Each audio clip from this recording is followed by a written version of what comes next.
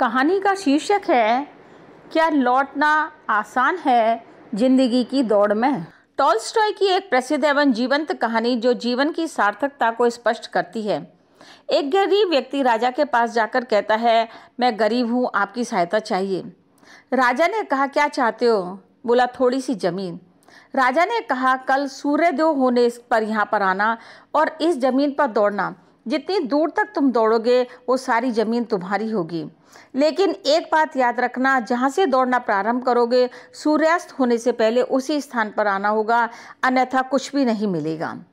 आदमी ने उत्सुकतावश सूर्योदय के साथ ही दौड़ना प्रारंभ कर दिया। सूरज सिर पर चढ़ने लगा, लेकिन वह लालच की वजह से दौड़ता रहा। जब शाम होने लगी तब उसे एहसास हुआ कि बहुत दूर निकल आया है, सूरज भी छिपने वाला है और मुझे उसी स्थान पर लौट करके जाना है जहाँ से आया था, अन्यथा कुछ भी नहीं मिलेगा।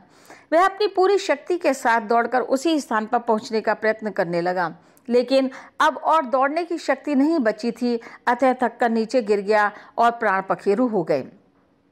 राजा ने उसे देखकर कहा, इसे तो सिर्फ 2 गज जमीन की जरूरत थी, बिना वजह ही इतना दौड़ने में लगा हुआ था। इसको समय से लौटना था, पर लौट नहीं पाया, बल्कि वहां लौट गया जहां से कभी कोई वापस लौट करके नहीं आता है। इस कहानी से हमको भी यही शिक्षा मिलती है कि हम भी तो कहीं ये भूल नहीं कर रहे हैं, और जब हमें होश आए तब हमें ये मालूम पड़े कि हम बहुत दूर निकल चुके हैं या बहुत देर हो चुकी है। सत्य तो ये है कि जो लौटना जानते हैं वही जीना जानते हैं। यदि टॉल्स्टॉय कहानी का नायक समय से लौट आता तो शायद उसको अपने प्राणों की बाजी नहीं लगानी पड़ती। इसलिए लौटने की पूरी तैयारी रखनी चाहिए। मैं अर्थशास्त्र की विद्यार्थी हूँ। यहाँ पर एक अर्थशास्त्र का नियम लागू हो जाता है कि साधन सीमित और इच्छाएं अनंत।